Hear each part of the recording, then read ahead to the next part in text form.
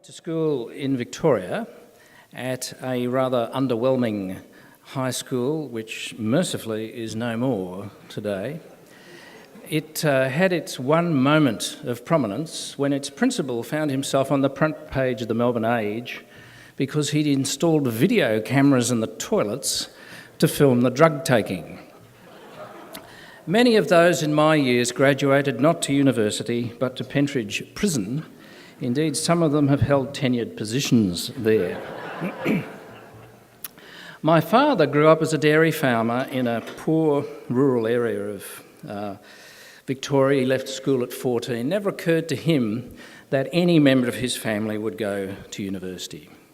But in those days, the Commonwealth tested all students in Year 10, and those who were judged to have the ability to finish to Year 12 were offered what was called a Commonwealth Secondary Scholarship. And those of you with as much grey hair as me in the room can probably remember that wonderful scheme.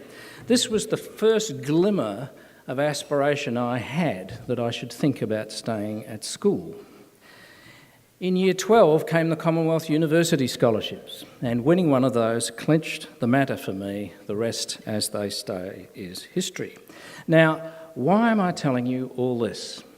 It's because we have evidence that the award of scholarships at high school, merit-based, regardless of geographic, economic or social position, is a powerful stimulus to lifting disadvantaged participation in universities. Only 5 of us at that school got these scholarships.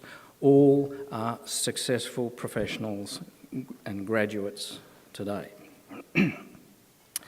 Today, both sides of politics are committed to lifting the participation of the disadvantaged in universities.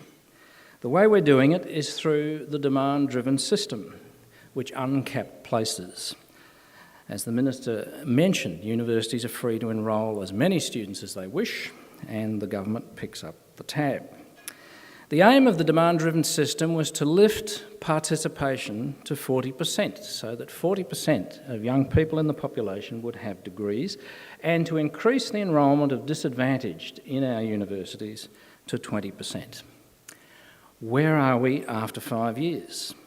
The 40% target is almost achieved, 37% roughly now, although admittedly a number of those are the result of skilled immigration, not what happened in universities.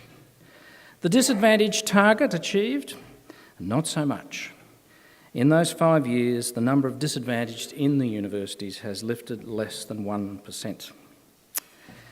Now, admittedly, the uncapped system quickly soaked up mature age demand, those adults in the community without a Year 12, without an ATAR score, who aspired to study at universities. But it also allowed tens of thousands of school leavers with ATARs below 50 into university.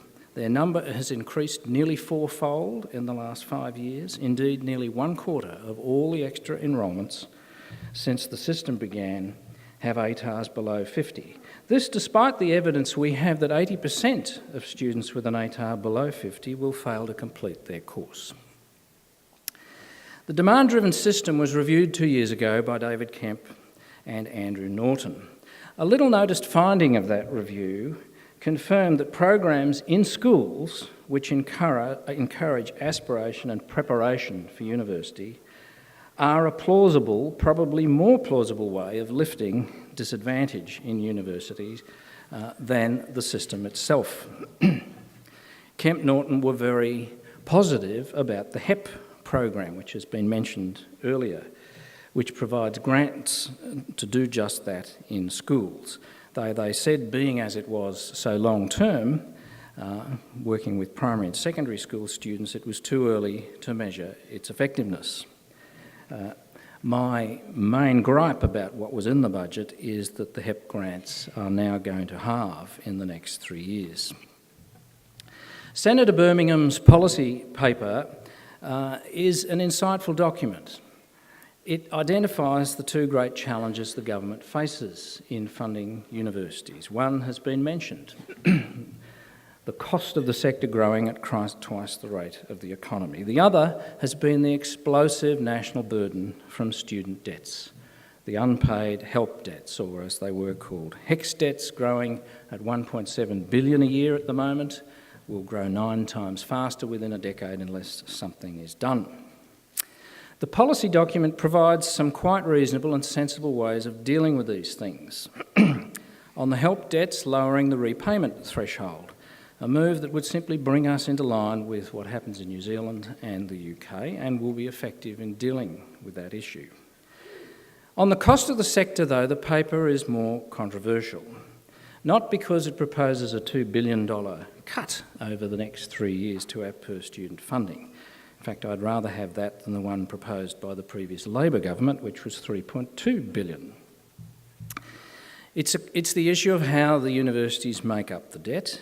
What's proposed here is raising the level of student contributions to around 42, from the 42% of course cost they are now, on average, to about 50%. Now, that's not a very draconian increase, and indeed student contributions to HECS haven't increased for more than a decade. It's not one, though, you could expect will be embraced by student organisations. Indeed, we had the first demonstration on my campus yesterday. But what disappoints me about the current scene is that neither side of politics is prepared to tackle the root cause of the expansion of the cost of the sector, and that is the demand-driven system itself. Both sides of politics seem to be resigned to see the available funding spread ever more thinly, instead of working out some way that we can properly fund a finite number of students chosen from all parts of society because they've got demonstrated aptitude to succeed at university. As my father, the farmer, would have said, you don't change the makeup of the flock by leaving the farm gate open. And that's what we have at the moment. As my own experience testifies, one powerful alternative would be merit scholarships nationally. Thank you.